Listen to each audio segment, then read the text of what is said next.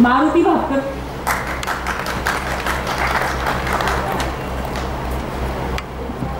गिरीश नांदगावकर,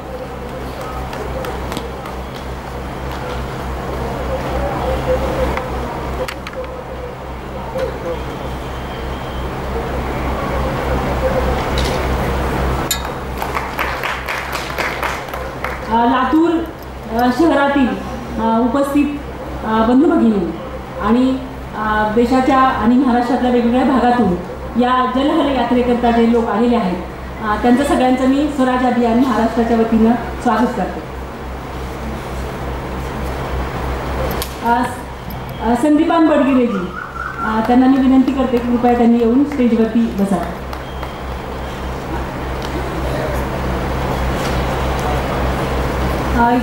आपल्या सगळ्यांना माहीत आहे की मराठवाडा आपण सगळेजण खूप मोठ्या दुष्काळाला तोंड देत आहोत आणि ह्या सगळ्याच्यामुळं लातूर तर पाण्याच्या रेल्वेमुळे जास्ती प्रकाशितात आलेला आहे. परंतु याआधी पण स्वराज अभियानने संवेदना यात्रा केलेली होती आणि त्यानंतर कंटिन्युअस या दुष्काळाच्या प्रश्नावर काम करण्याचं स्वराज अभियानने ठरवलं आणि त्याप्रमाणे काम चालू आहे. खरं म्हणजे मागच्या आठवड्यामध्ये मी एका वृत्त चॅनलला एक बातमी वाचली होती. त्यामुळे आणखी या दुष्काळाचे काय गांभीर्य आहे. एका वृत्त चॅनलने असं दाखवलं होतं मागच्या आठवड्यामध्ये की नांदेड जिल्ह्यातले 10,000 मजूर हे तामिळनाडूमध्ये ऊसतोडीच्या कामाला गेले. खरं म्हणजे या अगोदर मराठवाड्यातले मजूर पश्चिम महाराष्ट्रामध्ये येत होते ऊसतोडीला. परंतु पहिल्यांदाच असं दिसलं की नांदेड जिल्ह्यातून लोक तामिळनाडूमध्ये ऊसतोडीच्या कामाला गेलेले आणि त्यामुळे दुष्काळाचं खरं म्हणजे एक प्रकारे टचकन डोळ्याला पाणी यावं असं हे सगळं चित्र होतं. या आधीपासून काही दिवसापासून आपण ऐकत होतो की मुंबई पुण्याला लोक जात आहेत. 1972 पासूनच्या दुष्काळामध्ये हे सगळं होत होतं आणि मराठवाड्यातले लोक पुण्या मुंबईला जाऊन काम करत होते. परंतु आता उत्तरेकडेच नाही तर दक्षिणेकडच्या राज्यामध्ये पण कामाला मायग्रेशन होतंय लोकांचं आणि त्यामुळं जे दुष्काळाची भीषणता आहे ती आपल्याला बघायला मिळते. काल एक बातमी आणखी होती. खरं तर त्या सगळ्यांच्यामध्ये आपण बघतो आहोत की कर्जाचं पुनर्गठन करण्याचं सरकारनं घोषित केलेलं आहे. परंतु कालच्याच पेपरला एक बातमी होती की मराठवाड्यातल्या 8 जिल्ह्यांच्या पैकी 6 जिल्हा बँकांनी असं सांगितलेलं की आम्ही पीक कर्ज लोकांना देऊ शकत नाही. म्हणजे अशी स्थिती का तर ह्या सगळ्या गैरव्यवस्थापनामुळे ह्या बँका शेतकऱ्यांना पीक कर्ज पण देऊ शकत नाहीत अशी स्थिती आहे. अनेक बातम्या मराठवाड्यातल्या येत असतात. मग त्या कुणी एखाद्या विद्यार्थिनीने ST पाससाठी केलेली आत्महत्या असेल किंवा एखाद्या भावानं बहिणीला हुंडा देता येत नाही म्हणून तिने तिचं लग्न मोडल्यामुळे केलेली आत्महत्या असेल. अशा वेगवेगळ्या प्रकारच्या बातम्या मराठवाड्यातल्या दुष्काळाबद्दल येत असतात आणि म्हणून मराठवाड्याबरोबरच ज्या काही देशातल्या वेगवेगळ्या भागामध्ये दुष्काळ आहे त्या दुष्काळाच्या पडणार आहे आणि हे आधीच आपल्या ऑक्टोबर महिन्यापासून ऑगस्टमध्ये ज्यावेळी हे लक्षात आलं त्यावेळी स्वराज अभियानचे माननीय नेते योगेंद्र यादव यांच्या नेतृत्वाखाली कर्नाटकपासून तेलंगणा, महाराष्ट्र, त्यानंतर बुंदेलखंड आणि हरियाणापर्यंत एक संवेदना यात्रा काढलेली होती की या सगळ्या प्रश्नांची जाणीव करून देण्यासाठी. सगळ्या राज्यातल्या जी काही परिस्थितीचं गांभीर्य आहे त्याबाबत सगळ्या मुख्यमंत्र्यांना लिहिण्याचं काम केलेलं होतं. परंतु त्यानंतर सुद्धा दुष्काळातल्या जनतेला ज्यावेळी काही प्रतिसाद हे सरकार देत नव्हतं किंवा त्यांच्या समस्या सोडवण्यासाठी काही होत नव्हतं त्यानंतर मग जो सर्वे केला गेला बुंदेलखंडमध्ये स्वराज अभियानच्या वतीनं आणि त्यातून जे काही निष्कर्ष समोर आले त्यानुसार माननीय योगेंद्रजी यादव आणि प्रशांत भूषण यांनी सुप्रीम कोर्टामध्ये याचिका दाखल केली. आणि आपल्या सगळ्यांना माहीत आहे, सगळेजण त्याच्याबद्दल मीडियामध्ये वाचत असाल, बघत असाल की सुप्रीम कोर्टानं केंद्र सरकार आणि एक ऐतिहासिक त्याच्यावरती जजमेंट दिली. त्याबद्दल योगेंद्रजी त्यानंतर अमित शहाजी बोलणार आहेत. आणि मग ह्या सगळ्या पार्श्वभूमीवर पुन्हा एकदा त्या सुप्रीम कोर्टाच्या जजमेंटची अंमलबजावणी झाली पाहिजे, लोकांच्यापर्यंत ते पोचतंय का, पोचलं पाहिजे. ह्या सगळ्यांच्यासाठी ही जी जलहल यात्रा आहे म्हणजे केवळ घोषणा करणं किंवा आपण बघतो आहोत की मराठवाड्यामध्ये महाराष्ट्रातले जे काही मंत्री आले हेलिकॉप्टरने येतात. परवा खडसे आले त्यावेळी 10,000 लिटर पाणी त्यांच्या हेलिपॅडवर फवारलं गेलं. ही सगळी बातमी आपल्याला माहीत आहे. पंकजा मुंडे एकीकडे सेल्फी काढण्यामध्ये मग्न आहे. असे मराठवाड्यातले नेते आहेतच. परंतु त्या पार्श्वभूमीवर आम्ही पदयात्रा काढण्याचं निश्चित केलं आणि लोकांच्यापर्यंत पोहोचून जो काही सुप्रीम कोर्टाचा निर्णय आहे आणि त्यानुसार जे काही डायरेक्शन्स ज्या काही आदेश सरकारला दिलेले आहेत ते लोकांच्यापर्यंत पोहोचवण्याचं काम आणि लोकांना एक आधार देणं, त्यांना यापुढे दुष्काळाला सामोरं न जावं लागू नये लोकांना, आणि त्या लोकांच्या काही पाण्याच्या प्रश्न असतील, म्हणजे आपण सगळेजण, आम्ही तर नव्हतो त्यावेळेस, पण तो लोक सांगतात की 1972च्या दुष्काळामध्ये पाण्याची समस्या नव्हती, केवळ अन्नधान्याची समस्या होती, परंतु आज पाण्याची समस्या इतकी गंभीर आहे. आणि मग ह्या सगळ्याच्यावरती काय उपाययोजना करता येतील, लोकांनी त्याला कसं सामोरं जाता येईल याबाबत लोकांशी संवाद साधणं, या सगळ्या सुप्रीम कोर्टाच्या निर्णयाबाबत माहिती देणं, आणि या पुढच्या काळामध्ये आपल्याला काय करता येईल. केवळ त्या सगळ्या दुष्काळाला निसर्गाच्या काही प्रमाणात असेल जबाबदार, परंतु सरकार आणि आपण पण किती प्रमाणात जबाबदार आहे ह्याचं पण परीक्षण आपण केलं पाहिजे. आणि म्हणून ही यात्रा आपण केलेली आहे. त्यानिमित्तानं आज या पदयात्रेचं शुभारंभ झालेला आहे. आम्ही आता आपण सगळेच जण हुतात्मा स्मारकाच्या तिथं जाऊन याचा आपण सुरुवात केलेली आहे. आणि म्हणून आता या सभेच्या निमित्तानं आपण या पुढचा टप्पा सुरू करतो आहोत. पहिल्यांदा मी शुभदा चव्हाण यांना विनंती करेन की या सभेचं अध्यक्षीय सूचना त्यांनी इथं येऊन मांडावी.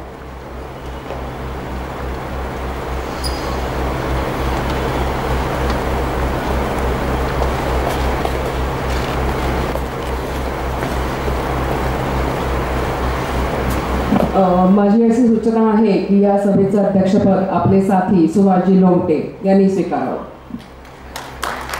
मला सारिका देशमुख या अनुमोदन दिली. माझ्या या सूचनेला अनुमोदन आहे.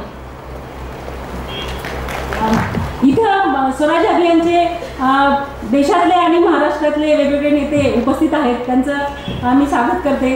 ही जी पदयात्रा आहे तिच्यामध्ये 4 संघटनांचा स्वराज अभियानच्या बरोबर सहभाग आहे. जन आंदोलनांचा राष्ट्रीय समन्वय, जलबिरादरी, एकता परिषद आणि जय किसान आंदोलन.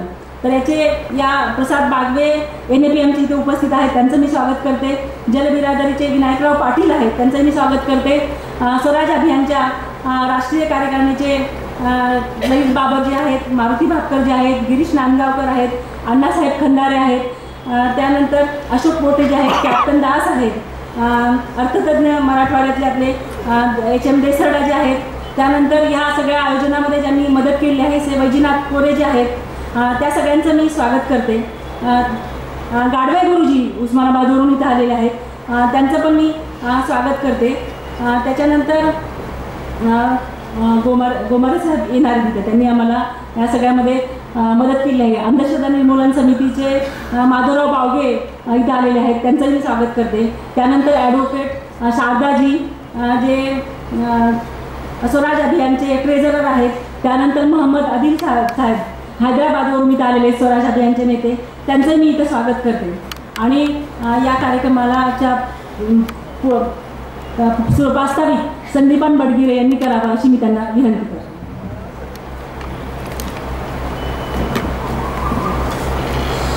आजच्या सभेचे अध्यक्ष सुभाष लोमटे, या सभेचे वक्ते योगेंद्रजी यादव, व्यासपीठावर असलेले सगळे आमचे सहकारी मित्र,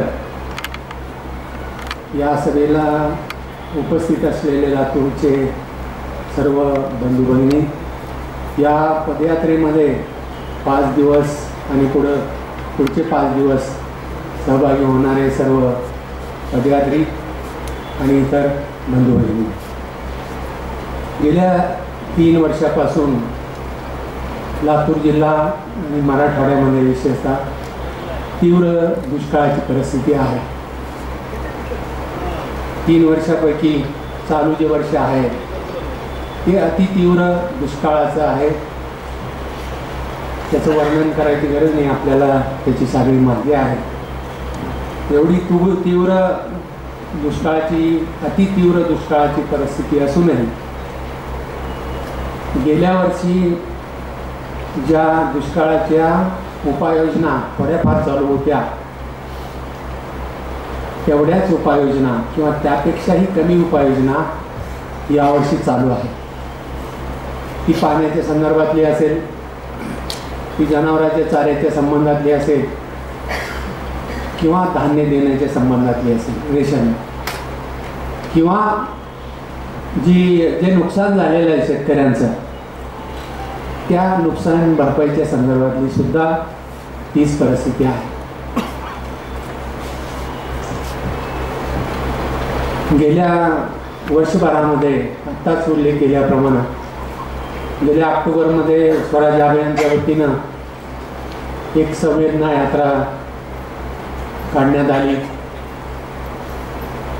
आणि पुढं जे दुष्काळाची तीव्रता पुढं आपल्याला भासणार आहे त्याची पूर्वसूचना 12-13 राज्याच्या मुख्यमंत्र्यांना योगेंद्रजी आणि इतर आपल्या साथींनी दिलेली होती. तरीही शासकीय पातळीवर सरकारने पुरेसं गांभीर्यानं याच्याकडे बघितलं नाही आणि आपण आता बघतोय ग्रामीण भागामध्ये की पाण्याच्या संदर्भामध्ये, जनावरांच्या चाऱ्याच्या संदर्भामध्ये अतिशय वाईट परिस्थिती आहे.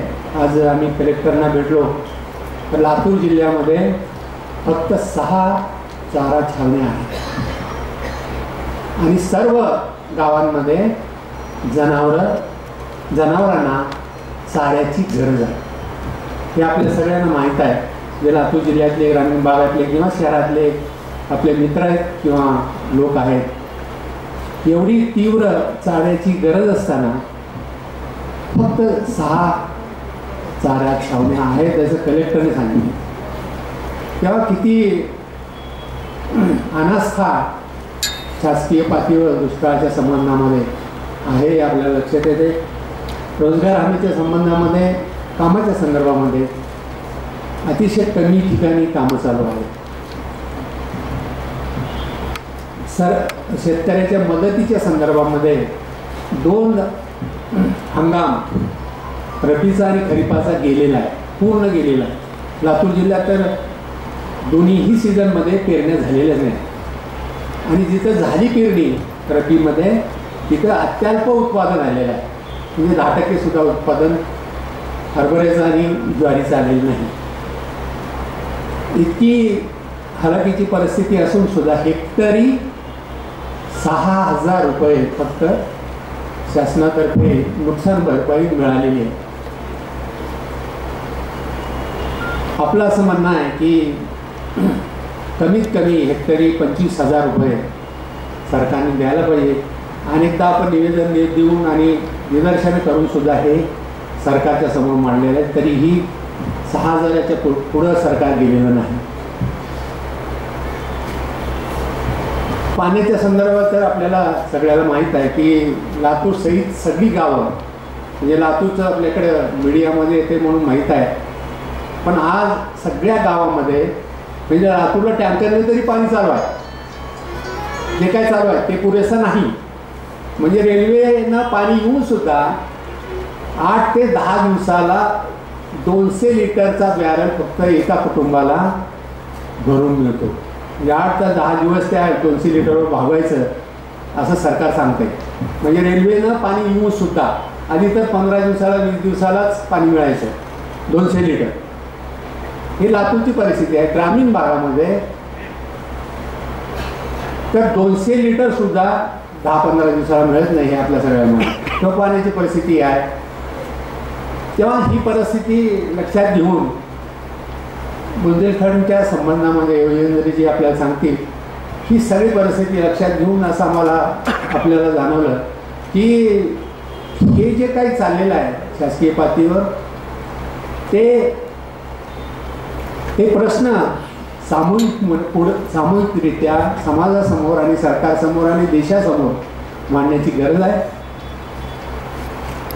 त्याचबरोबर हा जो दुष्काळ आहे तो दुष्काळ हा गेल्या 60-65 वर्षामध्ये जो काही ग्रामीण भागामध्ये विकास म्हणून जो काही उभा केलेला आहे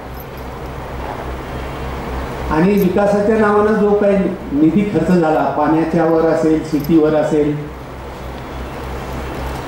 तो चुकीच्या पद्धतीनं नियोजन केलं गेलं आणि चुकीच्या पद्धतीनं त्याची अंमलबजावणी केली गेली 65 वर्षामध्ये. त्याचा परिणाम म्हणून या वर्षीचा तीव्र अतितीव्र दुष्काळ आपल्याला जाणवतो.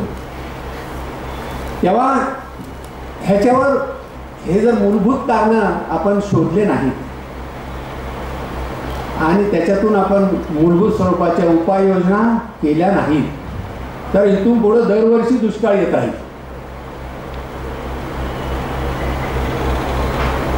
पण जर स्थायी स्वरूपाच्या योजना समाजाच्या माध्यमातून सरकारच्या माध्यमातून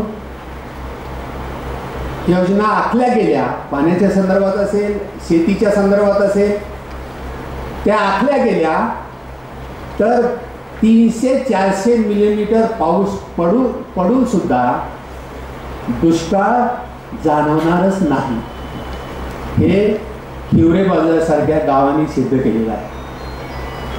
हिवरे बाजारला गेल्या 15-20 वर्षामध्ये 350 ते 400 मिलीमीटरच्या वर पाऊस पडत नाही दरवर्षी. तरीही हिवरे बाजारला पाण्याचा दुष्काळ नाही, अन्नाचा दुष्काळ नाही, रोजगाराचा दुष्काळ नाही. तेव्हा हे सगळ्या गावांमध्ये होऊ शकतंय. जे तिथं झालं ते, त्याच्यामध्ये शासनाचा सहभाग, त्याच्यामध्ये लोकांचा सहभाग, त्याच्यामध्ये दीर्घकालीन योजनांचा सहभाग, हे सगळं आपल्याला सगळ्याला करावं लागेल.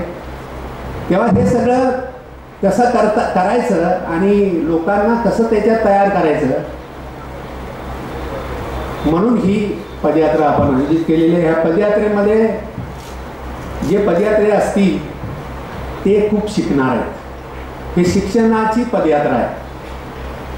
1972ला मी स्वतः दुष्काळामध्ये काम केलेलं आहे. अनेक युवक क्रांती दलाचे साथी इथं उपस्थित आहेत. त्या सगळ्यांनी दुष्काळामध्ये काम केलेलं आहे. त्या दुष्काळाच्या पार्श्वभूमीवर त्यावेळेस ज्या काही उपाययोजना केल्या जात होत्या आणि आत्ताच्या ज्या काही उपाययोजना आहेत त्याच्यामध्ये खूप फरक आहे. तो फरक आपल्याला लक्षात येईल असा आहे. आता जे शासकीय पातळीवर दुष्काळाच्या संबंधामध्ये अनास्था आहे, काही उपाययोजना केल्या जात नाही, ते त्यावेळेस होत नव्हतं. 50 माणसाने अर्ज केला की लगेच रोजगार हमीचं काम मिळायचं. पाण्याचं तर दुष्काळ नव्हताच, कारण 30 फुटाला वॉटर लेवल होती. पण आता सर्व बदललेलं आहे. या पार्श्वभूमीवर ही पदयात्रा निघते आणि ह्या पदयात्रेमध्ये जे पदयात्री सामील होतील ते शिकण्याचं काम करतील, त्याचबरोबर समाजापुढं काही प्रश्न मांडण्याचं काम करतील, शासनापुढं प्रश्न मांडण्याचं काम करतील आणि त्याच्यातून एक वेगळी दिशा आपल्या सगळ्याला मिळेल, समाजाला मिळेल आणि देशाला मिळेल असं मला वाटतंय. एवढं बोलून हे माझं प्रास्ताविक संबोधन.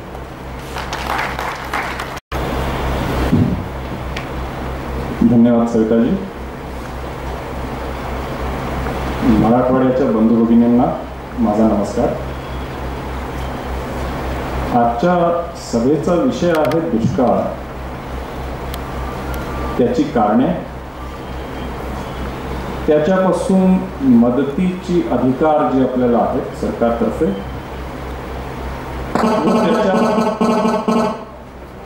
व त्याच्या निवारणास लागणारे उपाय.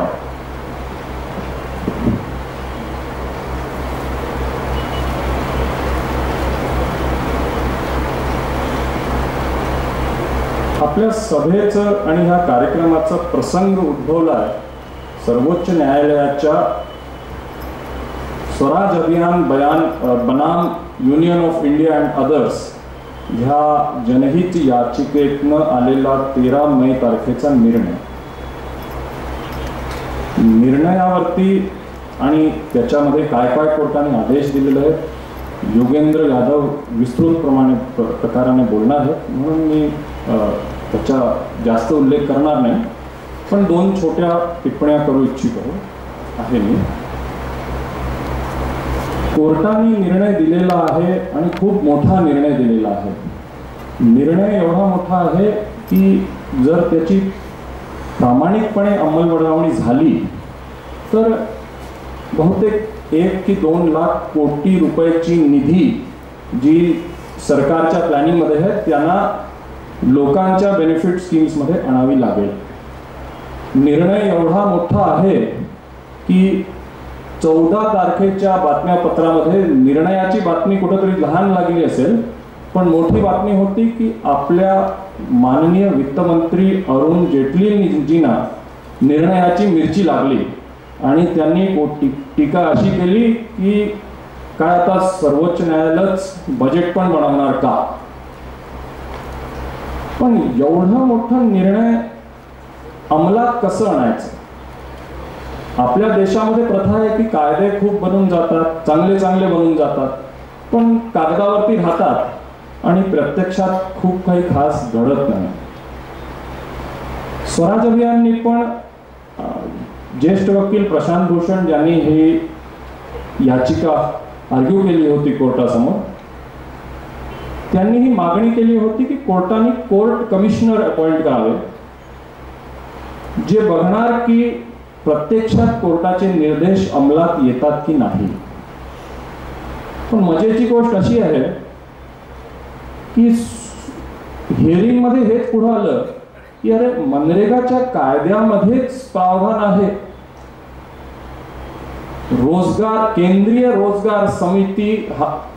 रोजगार हमी समिती जी केंद्र सरकारवर निगराणी करेल आणि राज्यांमध्ये राज्य रोजगार हमी समिती जे स्टेट गव्हर्नमेंटच्या रोजगार हमी कार्यक्रमाच्या कायद्याच्या इम्प्लिमेंटेशनवरती निगराणी करेल.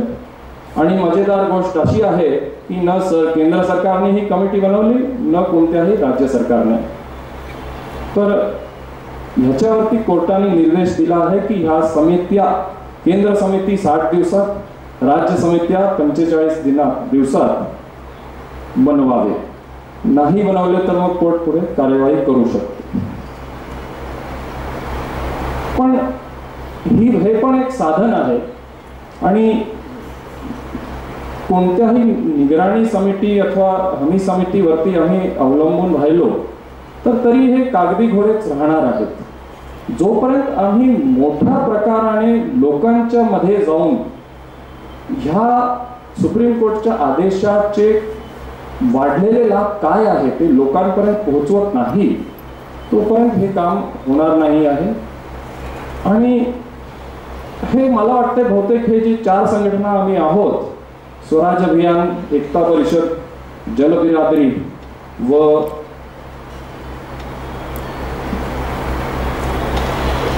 जनांदोलनाचं राष्ट्रीय समन्वय, आमच्या हमारे बस की बात नहीं है. जेव्हापर्यंत आम्ही सर्व लोकांना ह्याच्यामध्ये इन्व्हॉल्व करत नाही, एक मोठी मुवमेंट बनत नाही, तोपर्यंत ही लढाई आम्ही जिंकणार नाही. तर मी आवाहन करतो की आम्ही सगळ्यांनी ह्याच्यामध्ये जुळावं. ही पदयात्रा आम्हाला एक प्रसंग आहे ह्या सुप्रीम कोर्टच्या जजमेंटला लोकांपर्यंत पोचवायचं, त्यांना संघटित करायचं आणि त्यांच्याबरोबर हा संघर्ष लढायचा. ह्या प्रयासात आम्ही सगळे लागू आणि आपल्या सगळ्या सहयोगींना आपल्या बरोबर यायला सांगू. एवढं बोलून मी आपले शब्द संपवतो. धन्यवाद. इन्कलाब जिंदाबाद. लढेंगे जीतेंगे, लढेंगे जीतेंगे. धन्यवाद.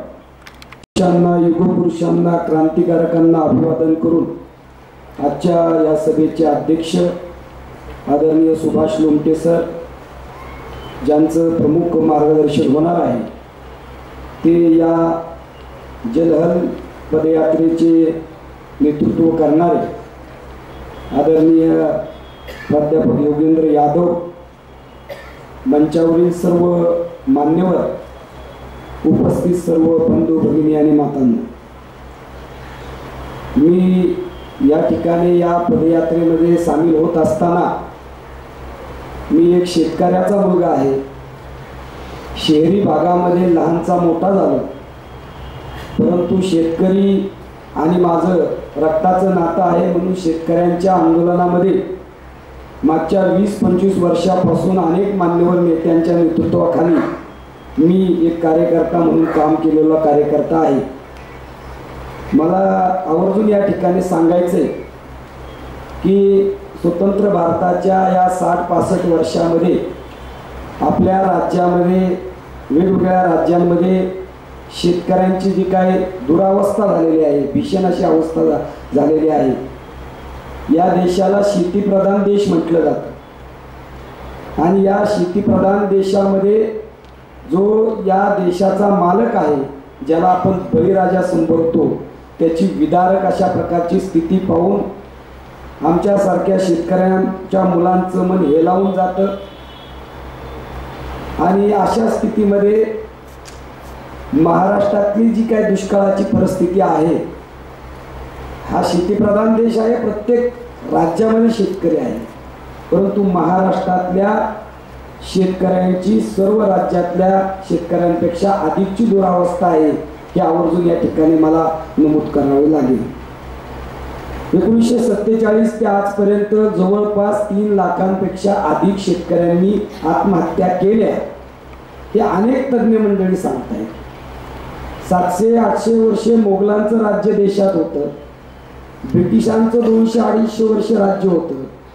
त्यांच्या काळात शेतकरी आत्महत्या करत नव्हता, परंतु आपले स्वकीय 47ला सत्तेवर आले आणि त्यांच्या कालावधीमध्ये 3 लाखापेक्षा अधिक शेतकऱ्यांची आत्महत्या होतात. इतर कुठल्याही क्षेत्रामध्ये आत्महत्या होत नाही, परंतु शेती या क्षेत्रामध्ये शेतकऱ्याला आत्महत्या करावी लागते. मध्यंतरीच्या काळात महाराष्ट्राचे मुख्यमंत्री देवेंद्र फडणवीस एका शेतकऱ्याच्या घरी गेले, त्याला दिलासा देण्याचा प्रयत्न केला. ते गेल्यानंतर त्या शेतकऱ्यांनी आत्महत्या केली. राहुल गांधी देखील पंजाबमध्ये एका शेतकऱ्याच्या घरी गेले, त्याच्या पत्नीने काही दिवसांनी आत्महत्या केली. काँग्रेसवाले नेते जात आहेत तरी शेतकऱ्यांना विश्वास वाटत नाही, ते आत्महत्या करतात. BJP वाले जातात, तेही आत्महत्या करतात. आपच्या आंदोलनामध्ये गजेंद्र सिंगासारखा शेतकरी जातो आणि त्या ठिकाणी फाशी लावून देतो, त्याची मजा बघतात, त्या ठिकाणी इव्हेंट करतात, त्या ठिकाणी शेतकरी मरतो. आणि म्हणून राजकीय जे पक्ष आहेत त्यांच्यावरचा शेतकऱ्यांचा विश्वास उडत चाललेला आहे, संपूर्ण विश्वास त्यांचा उडत चाललेला आहे. अशा स्थितीमध्ये शेतकरी संघटना अनेक आहेत, ते राज्यात देशात आंदोलन करतायत. आपल्या राज्यात पण शेतकरी संघटना अनेक आहेत, परंतु त्यातले काही नेते त्यांना राजकीय पक्ष गाजर दाखवतात. लाल दिव्याचा आमिषापोटी शेतकऱ्यांच्या खऱ्या प्रश्नाची तड लावण्यास ते कमी पडतात. आणि म्हणून मागच्या काळामध्ये या ठिकाणी संवेदना यात्रा झाली. त्या यात्रेच्या माध्यमातून एक अहवाल संपूर्ण 7-8 राज्याच्या मुख्यमंत्र्याला स्वराज अभियानच्या माध्यमातून देण्यात आला. त्या संदर्भात कुठल्याही राज्याने ठोस पावलं उचलले नाहीत. प्राध्यापक योगेंद्र यादव आणि ॲडव्होकेट प्रशांत भूषण यांनी सुप्रीम कोर्टामध्ये दावा दाखल केला आणि त्याचा ऐतिहासिक निर्णय आला. त्या निर्णयाच्या संदर्भात शेतकऱ्यांना संपूर्ण माहिती व्हावी या उद्देशाने ही यात्रा आहे. त्याच पद्धतीने शेतकऱ्यांशी थेट संवाद व्हावा म्हणून ही यात्रा आहे.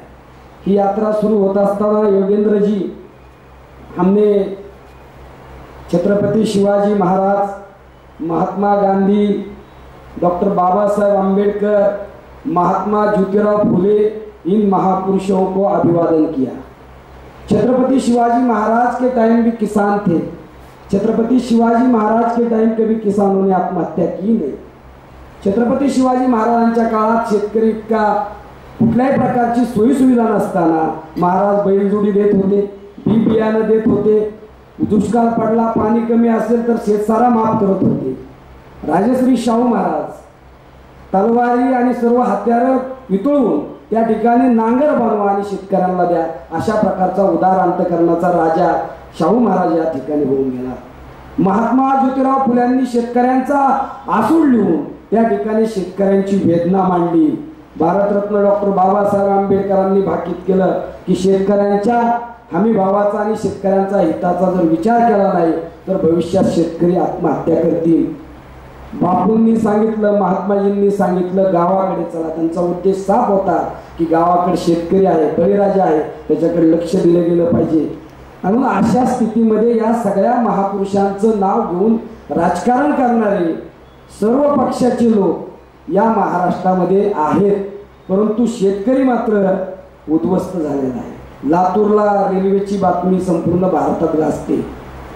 आतापर्यंत जवळजवळ 31-35 फेऱ्या झाल्या आणि अनेक कोटी लिटर पाणी या ठिकाणी पुरवण्यात आलं. परंतु मला माहिती कळाली या ठिकाणी हे केवळ राजकारण आहे. प्रसिद्धीच्या अभिलाषापोटी अतिशय या ठिकाणी डोंगरगाव धरण आणि मारवणी धरण जवळ असताना त्या ठिकाणी 5 दशलक्ष घनमीटर पाणी शिल्लक असताना ते पाणी लातूरकरांना देण्याचा प्रयत्न सरकारच्या वतीने झाला असता तर निश्चित त्याला अधिक यश अपेक्षा मिळालं असतं. पण तसं न करता रेल्वेच्या गाड्या पाठवायच्या, तिथं आपल्या स्वतःच्या पोस्टर लावायचे, बॅनर लावायचे आणि त्यामधून प्रसिद्धी मिळवायची, अशा प्रकारचं गलिच्छ राजकारण सत्ताधारी पक्षाचे लोक आणि विरोधी पक्षातले लोक करतायत. या ठिकाणी अनेक परिषदा झाल्या. BJPचे मंत्री महोदय आमदार आले, राष्ट्रवादीवाल्यांनी दुष्काळ परिषदे घेतल्या. सगळे या पापाचे धनी आहेत. शेतकऱ्यांची ही सगळी विदारक अवस्था निर्माण व्हायला याला संपूर्णतः भारतीय जनता पक्ष, शिवसेना युती आणि राष्ट्रवादी काँग्रेस आणि आघाडी, ही काँग्रेसची आघाडी ही सगळी आहे. मला आठवतंय, आपल्यालाही आठवत असेल, या ठिकाणी अनेक मान्यवर मंडळी आहेत. देसरडा सर आहेत, गाडवे गुरुजी आहेत, अण्णा आहेत, बाकी सर्व मान्यवर मंडळी आहेत. देवेंद्र फडणवीस आणि हे एकनाथ खडसे 30 कोटीच्या लाचवाले हे महाराष्ट्राच्या विधिमंडळामध्ये यावेळी शेतकरी आत्महत्या करायचा किंवा पंकजाताई शेळपी सारखे प्रकार घडायचे त्यावेळी कशा पद्धतीने ओरडून बोलत होते मला तुम्ही आठवा. आणि शेतकरी आत्महत्या झाली की देवेंद्र फडणवीस म्हणायचे 302चा गुन्हा दाखल झाला पाहिजे, 302चा गुन्हा दाखल झाला पाहिजे. यांचं सरकार आल्यानंतर अधिक वेगाने शेतकरी आत्महत्या करतोय. यांच्यावर आता 302चे गुन्हे कुणी दाखल करावेत? मला वाटतं स्वराज अभियानच्या वतीने या पुढच्या काळात ते देखील काम आपल्याला करावं लागेल. मी या ठिकाणी अधिक वेळ बोलत चाललोय, मी खूप बोलू शकतो परंतु मी अधिक बोलणार नाही. मी एवढंच सांगेन की शेतकरी नेते अनेक आहेत. काही शेतकरी नेत्यांनी खूप विधायक काम आपल्या महाराष्ट्रात केलंय, परंतु अलीकडच्या काळात शेतकऱ्यांच्या हिताला तिलांजली देऊन गाजराच्या मागे आणि लाल दिव्याच्या मागे धावून शेतकरीच्या पाठीत खंजीर खुपसण्याचं काम काही शेतकरी नेत्यांनी केलं.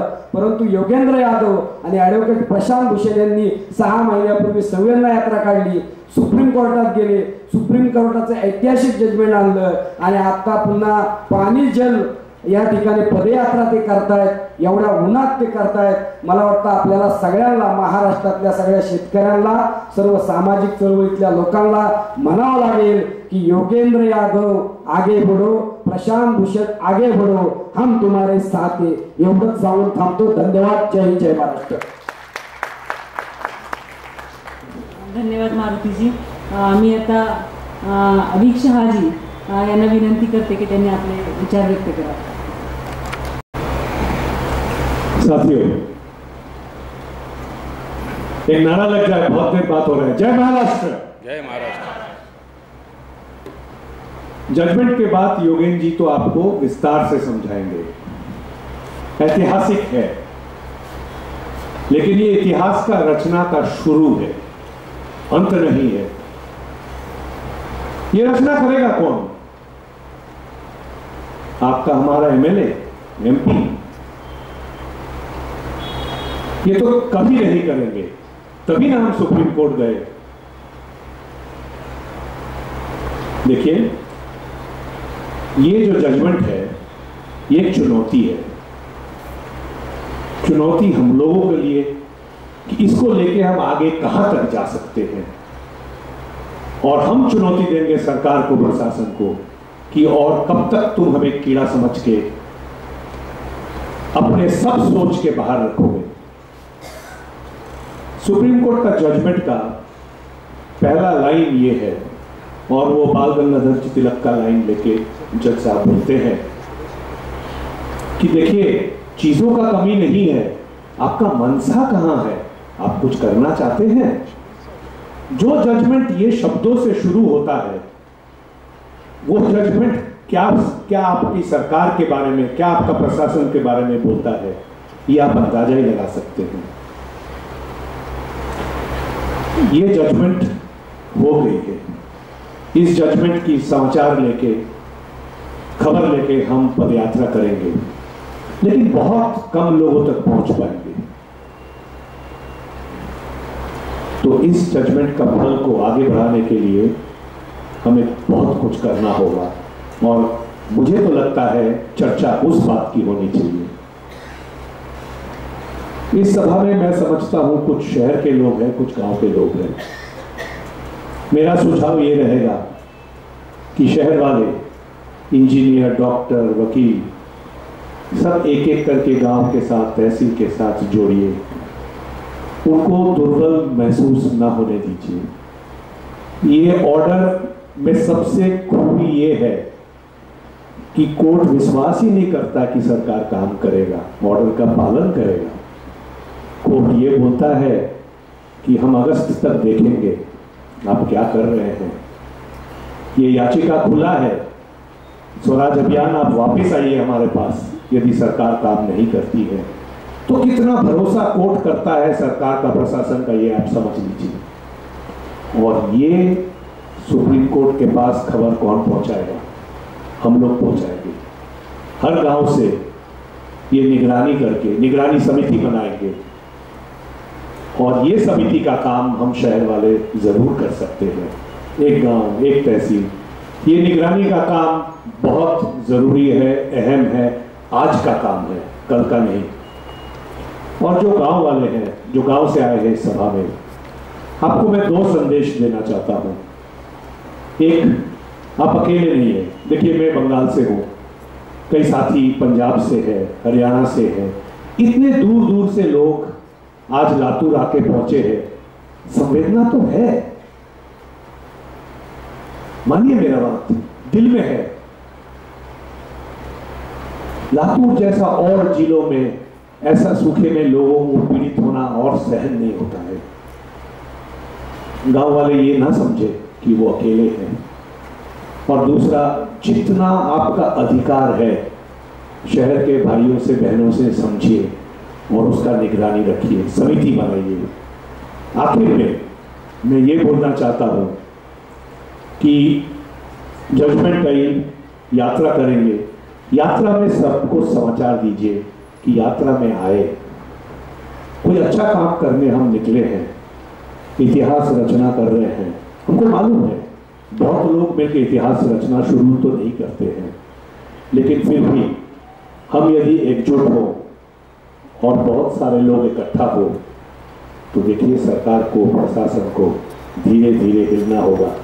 अब तो देखे ही होंगे प्रधानमंत्री आजकल सब किसानों के बारे में सोचने लगे हैं, बोलने लगे हैं। आप देखिएगा हम लोगों का एकत्रित जो हमारा ऊर्जा है उससे सरकार झुकेगी, उससे प्रशासन झुकेगी। धन्यवाद। होणार आहे की उद्या सकाळी या पदयात्रेमध्ये शामिल होणार है, कल सुबह शामिल हो जाएंगे। तो उन्होंने कहा कि तो शुभेच्छा शब्द आपको देना है, हिंदी में चालेल ना? आपके लिए तो हिंदी बोलना है। ओके, सर्वप्रथम मी योगेंद्र यादव यांना शुभेच्छा देता हूँ, आभार मानता हूँ त्यांचे। आपको मैं शुक्रिया अदा करता हूँ कि आप सुप्रीम कोर्ट में गए, हमारे लिए जजमेंट ला के लिए, इसके आपका बहुत बहुत धन्यवाद। पूरे मराठवाड़ा के किसानों की तरफ से, महाराष्ट्र के किसानों की तरफ से योगेंद्र जी आपको धन्यवाद देता हूँ। और शाह जी, आप अकेले नहीं है, आप अकेले मत समझो, हम तुम्हारे साथ है सर। पूरे लातूर वासी हम तुम्हारे साथ है, पूरे मराठवाड़ा किसान आपके साथ है, पूरे युवा साथी आपके साथ है, और हम सब मिलके इस मुकाबले करेंगे। जब हम इससे मिलकर मुकाबला नहीं करेंगे तो ये सरकार मानने वाली नहीं है। सरकार को खिलाना पड़ता है तो सरकार भागती है। सरकार म्हणजे धक्का दिल्याशिवाय सरकार चालत नाही। सरकार म्हणजे काय? जरा काम नाही, नाक नाही, घसा नाही, ऐकू येत नाही, बोलता येत नाही, वेदना होत नाही, त्याला लोक सरकार म्हणतात आणि त्याला तुम्हाला मला जागा करायचा असतं। तो सरकार को हमको जगाना पड़ता है, इसी को सरकार कहते हैं। और इसलिए आपके जैसे लोग तो सरकार को जगाने के लिए सामने आते हैं, तो हम भी उसके साथ हैं। दूसरी एक बात आपको बोलता हूँ, आपकी मुलाकात होने के बाद मैं अन्ना जी से भी बात किया अभी, और अन्ना जी ने कहा कि योगेंद्र जी को मेरी शुभकामनाएं दीजिए। मैं अन्ना जी के साथ भी काम करता हूँ, उनको मैं फोन के ऊपर बात किया, उनकी तबीयत फिलहाल ठीक नहीं है। उन्होंने भी कहा कि योगेंद्र जी से और प्रशांत जी से, भूषण जी से मेरी शुभकामनाएं दीजिए। उन्होंने जो किसानों के लिए जो लड़ रहे हैं, अन्ना जी भी आपके साथ में है, कहीं हो सके तो भी आपको फोन के ऊपर बात करेंगे। तो इसीलिए मित्रांनो, त्याच्या एवढ्यासाठी मी इथं आलो होतो। 1 मई को हमने यहाँ से यात्रा चालू की। 1 मई से हमने संकल्प किया। कौन सा संकल्प? जल संचयन संकल्प सत्याग्रह। राजेंद्र सिंह थे, राजगोपाल जी थे, हम सब लोग थे, ये पूरा हॉल भरा था। उस दिन हमने संकल्प किया कि जल संचयन संकल्प सत्याग्रह, ये सब है, हम यात्रा कर रहे हैं। लेकिन सवाल ये है कि इसका हल क्या है, इसका समाधान क्या है, याचा उपाय काय आहे? याच्यावर उपाय एकच आहे की जे पडलेलं पाणी आहे ते साचवलं पाहिजे। अनेक लोक मराठवाड्यात यायला लागले, तर आम्हाला मार्गदर्शन करावे, पीक काय निघावं। कोणी म्हणतं ऊस करू नका, कोणी म्हणतं हे करू नका, कोणी म्हणतं ते करू नका। अब सबको आप पूछना चाहता हूं, कांदा लावायचा का आता? कांदा 1 रुपये किलो जात नहीं, टमाटर 1 रुपये किलो जात नहीं। हमको हमारा अधिकार दे दो, हम जो चाहे करेंगे। जो हमको शेती परवडती, जी शेती आम्हाला परवडती आहे ती शेती आम्हाला करू द्या, तरच आम्ही जगू शकू। जी शेती आम्हाला परवडत नाही, जो पीक हमको नहीं परवडतो हम करने लगाएंगे तो क्या करेंगे हम, कसं जगणार आम्ही, ते तर तुम्ही सांगा। हा प्रश्न माझा, मी शेतकरी आहे, मी ऊसाचा शेतकरी आहे, भाज्याचा शेतकरी आहे, हायब्रिड लावतो, तूर लावतो, सगळंच करतो। का कांदा 10 रुपये किलो झाला तर शहरातल्या लोकांना का वाईट वाटतं? लगेच निर्यात चालू करतात भाव वाढला की। ही जी परिस्थिती निर्माण झाली आहे, स्वामीनाथन आयोग जे त्यांनी निर्माण केलेलं, त्याच्यावरती कुठेतरी चांगलं जागरण व्हायला पाहिजे। त्याच्याशिवाय हे शेतकऱ्यावरती अनेक संकट आले, अनेक संकट यायला लागलेले आहेत आणि हा अन्नदाता शेतकऱ्याचा आत्महत्या करायला लागला आणि त्याच्या आम्ही वाट बघतोय आणि आम्हालाही लोक मार्गदर्शन करे, हे लावू नका पीक, ते लावू नका, असं नाही चालणार आहे। जे पीक आम्हाला परवडतंय, ज्या पिकातनं आम्हाला 4 पैसे मिळतात, तेच पीक मी लावणार। साहब हमें डिमांड कर रहे हैं की पाणी का राष्ट्रीयकरण करो। तुम्ही म्हणता उसाला पाणी लागलं, केळीला पाणी गेलं, ह्याला पाणी, पण शहरातले लोक पाणी किती वापरतात त्याचा कुणी अंदाज केलाय का? MIDC मध्ये जे कारखाने ते किती पाणी वापरतात त्याचं कुणी हे केलंय का? कुणी नाही केलं त्याचा कुणीही टीका करत नाही, फक्त आमच्याच उसावर ते टीका करतात, आमच्याच पिकावर ते लोक टीका करतात। म्हणून मला विनंती आहे की प्रत्येकाला पाणी वाटून द्या, पाणी का राष्ट्रीयकरण करो, और पानी का राष्ट्रीयकरण करो तो सबको पानी समान दे दो। यही आपसे मैं आपको विनती करता हूँ और फिर से आपको एक बार धन्यवाद देता हूँ कि ये पूरा जो न्याय आपने हमारे लिए किया है, हम जिंदगी भर आपको नहीं भूल सकता है। ये हमारे ऊपर बहुत आपका है, हम पूरा साथ, हमको 5 दिन हम आपको साथ देंगे, हम आपको बुंदेलखंड तक आपके साथ आएंगे और धन्यवाद देंगे। और भगवान से हम प्रार्थना करते हैं कि आगे योगेंद्र जी आपको लड़ने की शक्ति दे। इतना कह के मेरा 2 मिनट का भाषण समाप्त हो। जय हिंद, जय महाराष्ट्र। अगर वो नौबत आती है, इसका मतलब आपने कोई तैयारी नहीं की है, कोई योजना नहीं बनाई, और यही इस देश में हुआ। तो ये टैंकर और रेलवे की ट्रेन और ये सारी चीजें, ये समाधान नहीं है, ये तो फेलियर की निशानी है।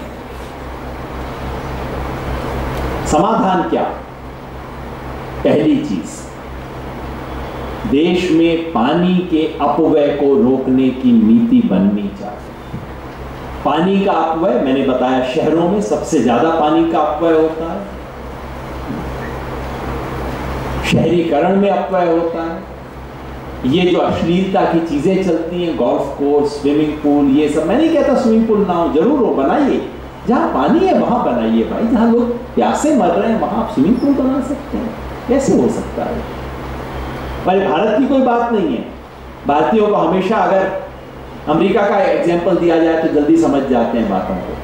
कैलिफोर्निया में भी ये होता है, ऑस्ट्रेलिया में भी होता है। पानी की कमी हुई वहां पे, ऑस्ट्रेलिया में सरकार ने नियम बना दिया कि अपनी गाड़ी को आप धो नहीं सकते, लॉन में पानी नहीं दे सकते। वो तो, और वहां पानी की स्थिति हमसे बहुत बेहतर है, वहां नियम बन गए। है हिम्मत यहां किसी सरकार की ये बात कहने की? तो पानी के दुरुपयोग को रोकना होगा। दूसरा, क्रॉपिंग पैटर्न बदलना। जिस भूमि के लिए, जितने पानी के लिए जो फसल सुसंगत है, उस फसल का इस्तेमाल करना होगा। ये जो खिलवाड़ है प्रकृति के साथ, जहां चाहो आप कुछ कर लो। उस बुंदेलखंड में जहां पानी का संकट है, वहां पे पान की फसल होती है, पान की फसल में इतना पानी चाहिए वहाँ पान की फसल हो रही है, यहाँ मराठवाड़ा में गन्ने की फसल हो रही है। मैं किसान को इसके लिए बिल्कुल दोषी नहीं ठहराता, बेचारा किसान तो बंधक है, उसको गन्ने में 4 पैसा मिलता है इसलिए लगाता है। आप उसको दाल में पैसा देना शुरू कर दो, दाल उगा लेगा। दाल की इस देश को जरूरत है, दलहन की सख्त जरूरत है। भारत दुनिया का सबसे बड़ा दाल का कंज्यूमर है, सबसे बड़ा इंपोर्टर है भारत। दाल पे पैसा देना शुरू कर दो ना, विदेश से जो इंपोर्ट करते हो उतना पैसा किसान को देना शुरू कर दो, किसान छोड़ देगा गन्ना, वो बनाएगा दाल। और ये भी नहीं कह रहा कि देश में गन्ना ना उपजाया जाए, जरूर उपजाइए गन्ना, जहां पानी है वहां उपजा लीजिए। तो क्रॉपिंग पैटर्न बदलने होंगे और सिंचाई के ऐसे तरीके ढूंढने होंगे जो कम पानी से इस्तेमाल हो। जो पहले का स्टाइल था कि चावल के धान की खेती के अंदर पानी को खड़ा रखना, आज हम सीख गए हैं कि उसकी कोई जरूरत नहीं है। ड्रिप इरिगेशन है, तमाम चीजें हैं, लेकिन इन सबसे ज्यादा, सबसे महत्वपूर्ण और सबसे बड़ी चीज है पानी का संग्रह करना। पानी को हम बर्बाद होने नहीं दे सकते। जब तक हम पानी का संग्रह नहीं करेंगे तब तक हम इस पानी के संकट का मुकाबला नहीं कर सकते। और ये संग्रह करने की विधियां रही हैं। ये किताब जो हम यहाँ पे दे रहे हैं, जिस जिस गांव में जाएंगे इसकी मराठी हम देंगे किताब। ये अनुपम मिश्र की किताब है। किताब का नाम है आज भी खरे हैं तालाब। ये किताब राजस्थान पे है। राजस्थान में जहां अपने मराठवाड़ा से 1/4 बारिश होती है। एक बहुत सुंदर चिट्ठी लिखी थी अभी 1 महीना पहले, राजस्थान के एक किसान ने मराठवाड़ा के लोगों को चिट्ठी लिखी कहते हुए कि आपका दुख मैं समझ रहा हूं, लेकिन मैं हैरान हूं, आप जिसे कम बारिश बोलते हैं वैसी बारिश तो हमारे यहां कभी होती ही नहीं है। आपका मिनिमम जो है वो हमारे मैक्सिमम से भी ज्यादा है, लेकिन फिर हम जी लेते हैं उस पानी में। हम कैसे जीते हैं ये बात इस किताब में बताई। तालाब, बावड़ी, जौहड़, कुआं, कैसे कैसे तरीके थे हमारे समाज में पानी को बचाने के। हम सब भूल गए, हम सब मॉडर्न हो गए। जैसे मॉडर्न होने पे टीवी आ गया है, मॉडर्न होने पे फोन आ गया है, मॉडर्न होने पे कई चीजों की इफरात हो गई है।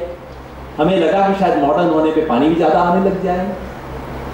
पानी को तो बचाना होगा। उसी किताब का अनुवाद है तलावांची भारतीय परंपरा करके। ये किताब हम सब तरफ दे रहे हैं। हमें पानी को बचाना होगा। पानी को जब तक नहीं बचाएंगे तब तक हम इस संकट से समाधान नहीं कर सकते। तो ये जो जल हल यात्रा हम निकाल रहे हैं वो एक नई समझ बनाने के लिए, एक नया संकल्प बनाने के लिए। मैंने अपने ज़्यादातर समय समझ के बारे में कहा।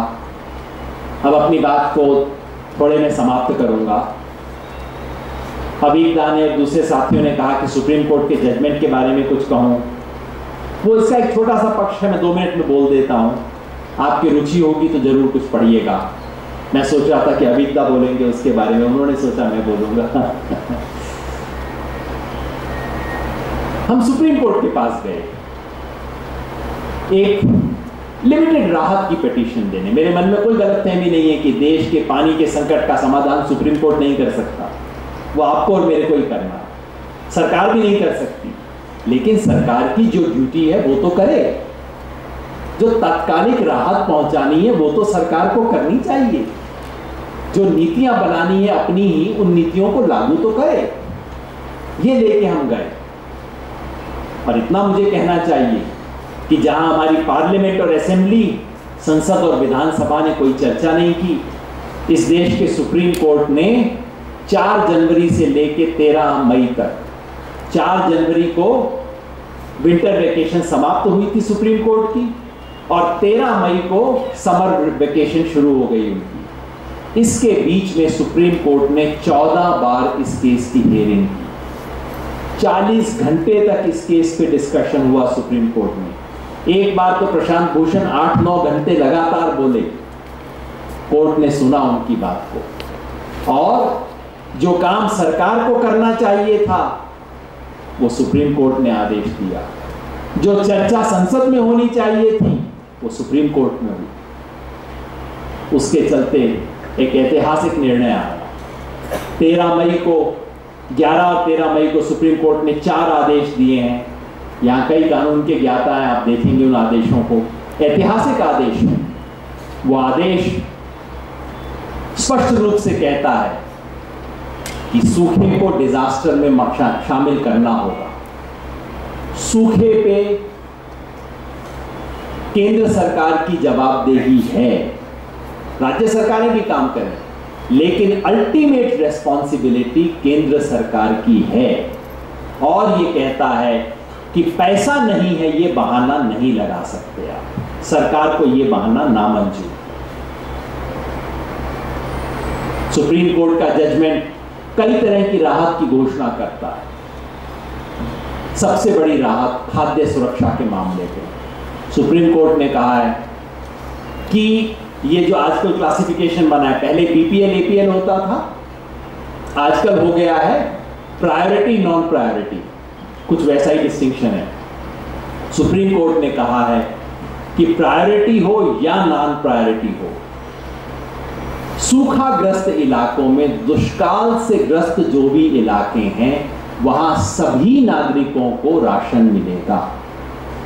अगर राशन कार्ड नहीं है तब भी मिलेगा। हमने ये कहा था राशन कार्ड होता नहीं लोगों के पास, कोर्ट ने कहा है किसी भी तरह का आइडेंटिटी आप प्रोड्यूस कर दीजिए, आपको राशन मिलेगा। और इस एक निर्णय से कम 10 से 15 करोड़ लोगों को फायदा हुआ। भारत सरकार के हिसाब से जिन इलाकों को सूखाग्रस्त घोषित किया गया है उसकी आबादी 43 करोड़ है, 43 करोड़। भारत सरकार के हिसाब से एनएफएसए का लाभ 2/3 आबादी को मिलता है, यानी कि 43 करोड़ में से 1/3 लोग NFSA national food security act से बाहर हैं भारत सरकार के हिसाब से। वो 1/3 का मतलब सीधे 14 करोड़ लोग हो जाएगा। 14 करोड़ लोगों को सीधा इसका बेनिफिट है इस एक निर्णय का। दूसरा, मिड डे मील स्कीम गर्मी की छुट्टियों में लागू रहेगी। स्कूल बंद रहेंगे लेकिन मिड डे मील मिलेगा, और मिड डे मील में सामान्य खाने के अतिरिक्त अंडा या दूध मिलेगा। इस एक निर्णय से कोई 4.25 करोड़ बच्चों को फायदा होगा। जिस इलाकों में सूखाग्रस्त इलाके हैं उनके स्कूलों में मिड डे मील प्राप्त करने वाले 4.25 करोड़ बच्चे, उतने बच्चों को फायदा होगा। कोर्ट ने कहा कि ये जो रोजगार हामी योजना है उसके साथ सरकार खिलवाड़ कर रही है, सरकार पैसा नहीं दे रही है, देरी कर रही है पेमेंट में। सरकार को हिदायत हुई कि किसी तरह का डिलेड पेमेंट नहीं होना चाहिए। हिदायत हुई कि इस योजना की जो मुख्य चीजें हैं उनको लागू किया जाना चाहिए। जो रोजगार मांगे उसको रोजगार मिले, 14 दिन के अंदर मिले, नहीं मिलता तो उसको भत्ता मिले, और काम करने के 15 दिन के अंदर पेमेंट मिले। पेमेंट नहीं मिलेगा तो पेनल्टी लगे। करोड़ों करोड़, ये देश में लगभग कोई 7 करोड़ जॉब कार्ड वाले परिवार हैं। इन परिवारों को फायदा होगा इसका, और तमाम फैसले आए हैं। तो हम सब संगठनों ने कहा कि सुप्रीम कोर्ट के आदेश से काम नहीं बनेगा, कोर्ट तो आदेश दे देगा, सरकारें सोती रहेंगी। हमारे किसी साथी ने आज महाराष्ट्र के चीफ सेक्रेटरी के दफ्तर में फोन किया कि सुप्रीम कोर्ट के ऑर्डर पे आप इम्प्लीमेंटेशन कैसे कर रहे हैं। आज दोपहर की बात है, जवाब मिला अभी तक सुप्रीम कोर्ट का ऑर्डर नहीं आया है हमारे पास। वो ऑर्डर जो कि महाराष्ट्र सरकार के एडवोकेट की प्रेजेंस में दिया गया था, वो ऑर्डर अभी तक उन तक पहुंचा नहीं, क्योंकि शहर का संकट नहीं है। शहर का संकट होता तो 15 मिनट के अंदर सुप्रीम कोर्ट का ऑर्डर पहुंच जाता और 2 घंटे के अंदर कार्रवाई शुरू हो जाती। ये गांव के गरीब का मामला है, ऑर्डर नहीं पहुंचा। तो इस यात्रा में हम चले हैं लोगों को ये सूचना देने कि ये आपका अधिकार है, आप मांगिए इसे। गांव-गांव जाएंगे, लोगों से वहीं एप्लीकेशन लिखवाएंगे, मुझे राशन कार्ड नहीं है लेकिन मुझे राशन चाहिए, मेरे राशन कार्ड में परिवार के सभी लोगों का नाम नहीं है, सबको मिलना चाहिए, मैं रोजगार हामी में काम करना चाहता हूं, मुझे काम क्यों नहीं मिल रहा है, बच्चे को स्कूल के अंदर मिड डे मील स्कीम मिलना चाहिए, मिड डे मील क्यों नहीं मिल रहा है। यात्रा में हम बहुत छोटे हिस्से में जा पाएंगे, लेकिन आप सबसे अनुरोध है कि हमें इस यात्रा के बाहर के तमाम इलाकों में इस संदेश को लेके जाना है। करोड़ों करोड़ लोगों को जो सूखे से राहत का अधिकार है वो अधिकार दिलाना है, लेकिन केवल तात्कालिक राहत हमारा उद्देश्य नहीं है। इस सूचना के साथ हम समझ भी बनाएंगे, समझ जो मैंने आपसे कहा, दुष्काल क्यों होता है, कैसे होता है, समझ बनाएंगे, संवेदना जाहिर करेंगे, लेकिन अब केवल संवेदना नहीं। 6 महीना पहले आए थे संवेदना के लिए, अब संकल्प के लिए आए, संकल्प बनाएंगे। और संकल्प क्या, और मैं चाहता हूं हम सब मिलकर ये संकल्प लें, आज इस मीटिंग से उठें तो ये संकल्प लेके उठें, क्योंकि संकल्प से दुनिया बदलती है। और संकल्प क्या, अब कोई प्यासा और भूखा ना होगा, अब और सूखा ना होगा। बारिश कम आएगी, ज्यादा आएगी, चलता रहेगा ये तो, लेकिन ये जो परिस्थिति पैदा हुई है ये हम सबका अपराध है, ये नहीं होने देंगे। ये संकल्प यदि हम लेके यहां से उठते हैं और कल सुबह इस यात्रा को आरंभ करते हैं तो इससे फर्क पड़ेगा। ये यात्रा कल सुबह सोनावती से शुरू होगी, तमाम लोग इसमें जुड़ेंगे। आप लोग जो आए हैं, आप सबसे अनुरोध करूंगा, 1 घंटा के लिए, 2 घंटा के लिए, आधा दिन के लिए, 2 दिन के लिए आप जुड़िए इसके अंदर। जब हम ऐसे किसी काम में जुड़ते हैं जिसमें सीधा मुझे नुकसान नहीं है, किसी दूसरे के दर्द से हम जुड़ते हैं, दर्द से दर्द का जब रिश्ता बनता है तब इंसानियत का पता लगता है। आप आइए, आप इस यात्रा में जुड़िए, और इस यात्रा के जरिए हम मराठवाड़ा के दर्द को बुंदेलखंड के दर्द से जोड़ना चाहते हैं। लातूर से चलेंगे, उत्तर प्रदेश के महोबा में 31 तारीख को हम समाप्त करेंगे।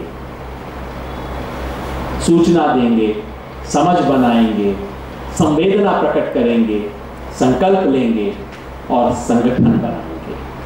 आप सबका सहयोग मिलेगा, ऐसी आशा के साथ मैं अपनी बात को समाप्त करता हूं। धन्यवाद। मंचावरील सर्व मान्यवर आणि मित्रांनो, खरं तर योगेंद्र यादव यांनी विस्तृत अशा पद्धतीचं या ठिकाणी भाषण केल्यानंतर, वक्तव्य केल्यानंतर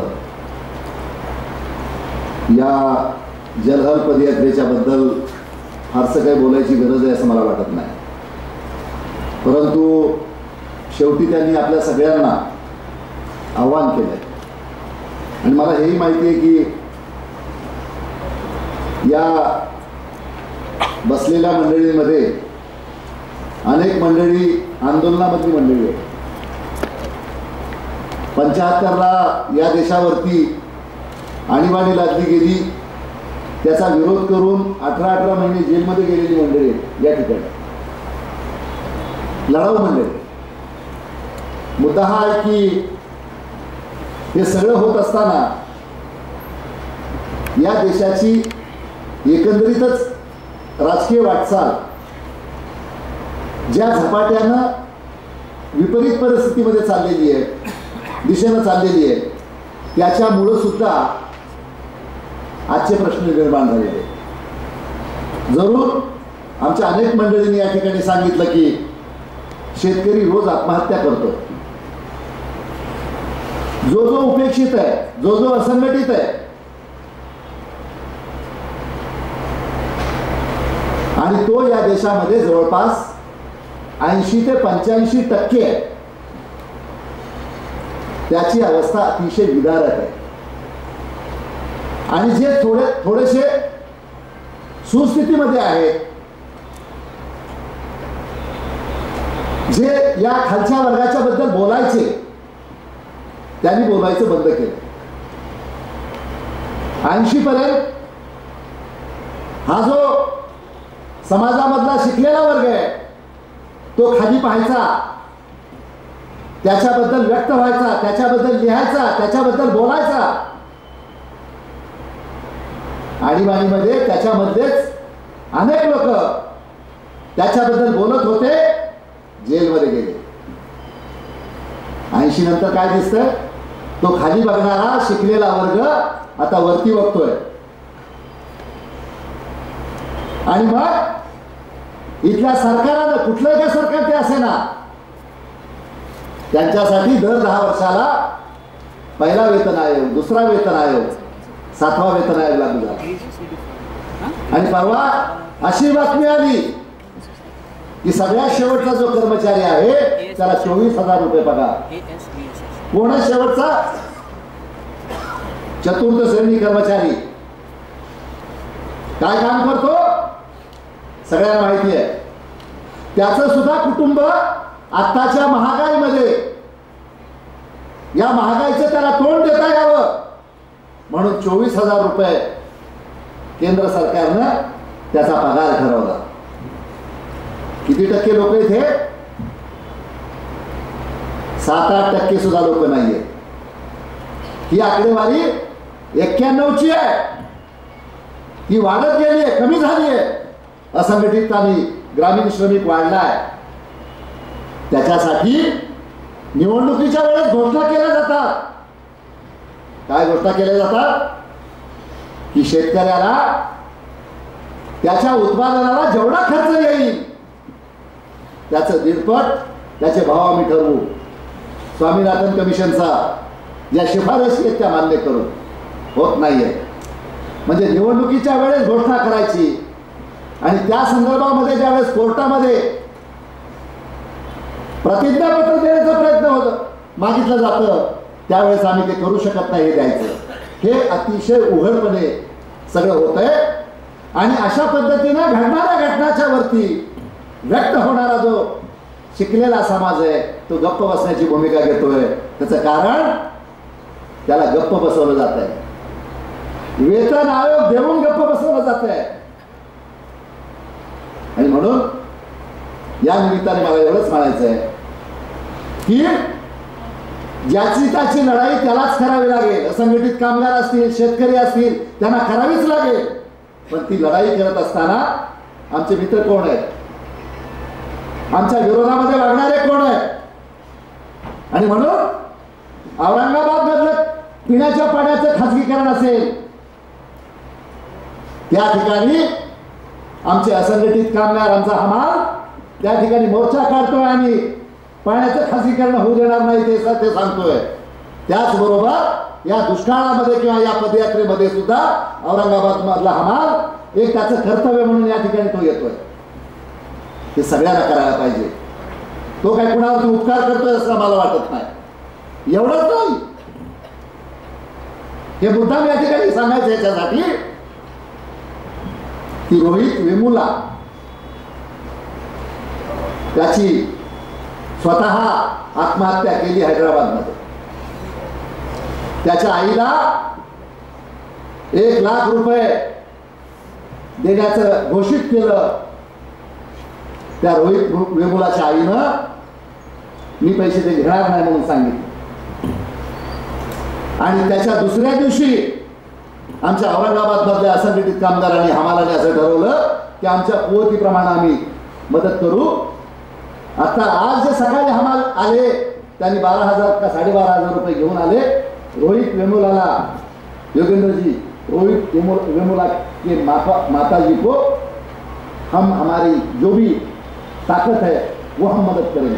क्योंकि रोहित के माँ ने सरकार का पैसा लेना बिल्कुल इनकार कर दिया. वो हमारी जिम्मेदारी, समाज की जिम्मेदारी. सांगण्याचा मुद्दा एवढाच आहे की आणि ही सगळी आकडेवारी सरकारची आहे. ही जशी 93% असंघटित कामगार, त्याच्यामध्ये शहरामधला कष्टकरी येतो, ग्रामीण भागामधला कष्टकरी येतो, त्याच्यामध्ये शेतकरी येतो. परंतु यांच्यामध्ये एकजूट होता कामा नये हे सुद्धा षडयंत्र सत्तेमधली मंडळी बसलेली करतात. निवडणुकीच्या वेळेस जातीचं आणि धर्माचं राजकारण करून आणि हे सगळे शिकले सवरलेले करतात. हे करत असताना या देशामधल्या शिकल्या सवरलेल्या लोकांचं जे मधल्या 15-20 वर्षामध्ये जो विसर पडलेला आहे त्यांना तो बाजूला करून आता त्यांनी पुन्हा 80च्या पूर्वीची भूमिका घेण्याची एक गरज निर्माण झालेली आहे असं मला वाटतं. एक मुद्दा जरूर या ठिकाणी मांडावा असं वाटतो. आमचे मित्र विनायकरावांनी मांडला की शेतकऱ्याला काही स्वातंत्र्य नाही का? आहे, असलं पाहिजे. आणि ते कोणी जर हिरावून घेण्याचा प्रयत्न करत असेल तर त्याच्यासाठी सुद्धा आपण भांडलं पाहिजे, ह्याच्यात वादच नाही. पण योगेंद्रजींनी काय सांगितलं हे तुम्हाला माहिती होतं. ऑगस्ट मध्येच ठरलं होतं, सप्टेंबर मध्ये ठरलं होतं की यावेळेस पाऊसमान कमी आहे. आणि मग जर पाऊसमान कमी असेल तर पिण्याच्या पाण्याला प्राधान्य द्यायचं की नाही द्यायचं, एवढा मुद्दा होता. आणि मग त्यावेळेस आणि ह्या मागण्या आम्ही सुद्धा औरंगाबाद सारख्या ठिकाणी केल्या की जर ऊस पिकवलेला आहे आणि त्यांना जर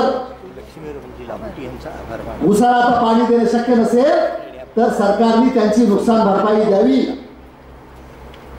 जसं पाण्यामुळे कारखाना जर बंद ठेवावा लागत असेल तर त्या कारखान्यामध्ये काम करणारी मुलं ही शेतकऱ्याचीच आहेत, त्यांना नुकसान भरपाई दिली पाहिजे, ही भूमिकाच आहे. मुद्दा तो नाहीये. पण मुद्दा हा आहे की जर आता पाऊस कमी आहे, पिण्याच्या पाण्याचं संरक्षण करायचं की नाही. पण या लातूरमधून 50 किलोमीटरच्या रेडियस मध्ये मागच्या 2 महिन्यापर्यंत साखर कारखाने चालू होते, त्याच्यासाठी ऊस लागला गेला आणि आता पाणी रेल्वेने आणावं लागतंय. त्याच्यामध्ये राजकारण आहे, कारण की आमची माहिती आहे की रेल्वेने पाणी आणण्याची गरज नाही, कारण की असंख्य खासगी लोकांकडे पाणी आहे पण त्यांचं ते पाणी सरकारने ताब्यात घेतलं नाही.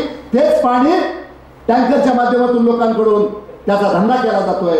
सांगण्याचा मुद्दा हा आहे. खरं तर हे सगळं आपल्याला समजून घेऊन, नाहीतर मग पाणी टँकरनं आणायचं, साखर पिकवायची आणि साखर निर्यात करायची, म्हणजे एका अर्थानं जिथं पाणी नाहीये तिथलं पाणी निर्यात केल्यासारखं होतं. या सगळ्या गोष्टी ज्यावेळेस आम्ही मांडतो त्याच्या संदर्भामध्ये खुली चर्चा झाली पाहिजे. आमचं असं म्हणणं नाही की आम्ही म्हणतोय हेच मान्य केलं पाहिजे. खुली तर चर्चा करणार की नाही आम्ही लोकशाहीमध्ये.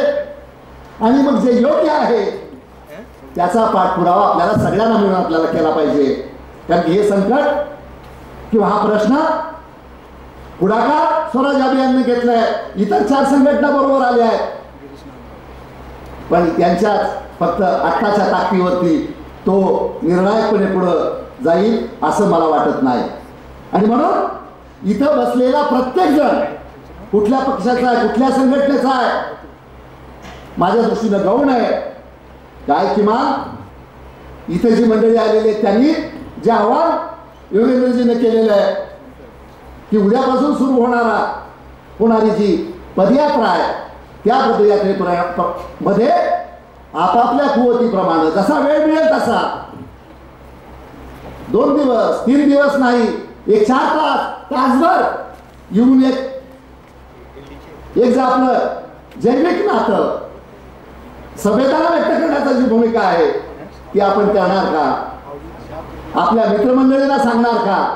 ते जर केलं तर हा एक विचार पुढे घेऊन जाण्याच्या दृष्टीनं अनेक गोष्टी सांगता येऊ शकतील. ही वेळ नाहीये, परंतु हा जो संवाद आज आपण सुरू करण्याचा प्रयत्न करत आहोत तो आता थांबता कामा नये. या देशामधलं राजकारण 80% लोकांच्या हिताचं होईपर्यंत ते तुम्हाला थांबवता येणार नाही. ही 80% लोक जनता, कष्टकरी, शेतकरी ते थांबू देणार नाहीत. मात्र त्यांच्याबरोबर आपण राहणार का ते तुम्ही राहावं एवढीच या निमित्ताने एक आपल्याकडून अपेक्षा व्यक्त करतो. आणि माझे मित्र मनोहर पटवारी यांनी मी इकडे वरती येत असताना सांगितलं की जिल्हा परिषदेमधले लोक गेले कित्येक वर्षापासून भांडतायत गेल्या 2 दिवसापासून बेमुदत उपोषणाला बसलेले आहेत. मी योगेंद्रजींचं ज्यावेळेस सांगितलं त्यावेळेस ते म्हणाले की जाता जाता 5 मिनिट त्यांना भेटून आपल्याला जाता येऊ शकेल. मित्रांनो, या ठिकाणी स्वतःच्या हक्कासाठी आणि स्वतःच्या म्हणजे व्यक्तिगत हक्कासाठी नाही, इथं लोकशाही पद्धतीनं सगळे प्रश्न सोडवण्याच्या दृष्टीनं जो कुणी संघर्ष करत असेल, भांडत असेल, त्याचं किमान शांतपणे ऐकलं पाहिजे. परंतु हे ना राज्यात होतंय ना केंद्रामध्ये होतंय. 31% मतं घेऊन सत्तेमध्ये गेल्यानंतर संपूर्ण देशाचं राजकारण बदलण्याची एक जी भूमिका इथली मग काही मंडळी घेते आणि त्याच्यामध्ये जातीचा आणि धर्माच्या विद्वेष निर्माण करण्याचा जो प्रयत्न होतोय त्याच्याकडे सुद्धा इथल्या समजदार आणि शिकलेल्या मंडळीनं जरा बारकाईने लक्ष देण्याची गरज आहे.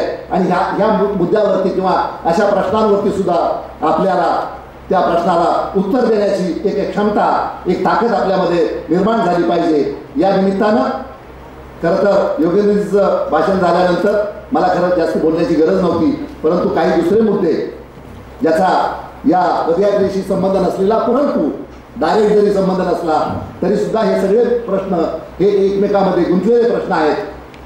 ते माझं म्हणणं आपण शांतपणे ऐकलं याबद्दल मी आपले आभार मानतो आणि मी या ठिकाणी थांबतो. धन्यवाद. धन्यवाद सुभाषजी. मगाशी मी उल्लेख केला होता की काही कलाकार जे इथे आलेले आहेत आणि त्यांनी दुष्काळासंदर्भात काही पेंटिंग्स बनवलेले आहेत.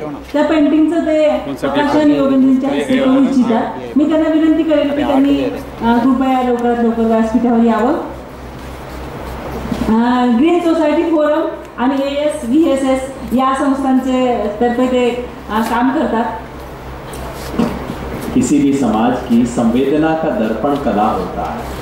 तो जब कलाकार किसी चीज़ से जुड़े, उसको संख्या से नहीं देखिए, कलाकार जब किसी चीज़ से जुड़ते हैं तो पूरे समाज की संवेदना उससे जुड़ रही है. मैं आपका स्वागत कर रहा हूँ. ललित बाबरजी कृपया व्यासपीठावर या. या सगळ्यांच्या पाठीशी ललित बाबरजी असतात. त्यांनाही विनंती की त्यांनी इथं व्यासपीठावर यावं.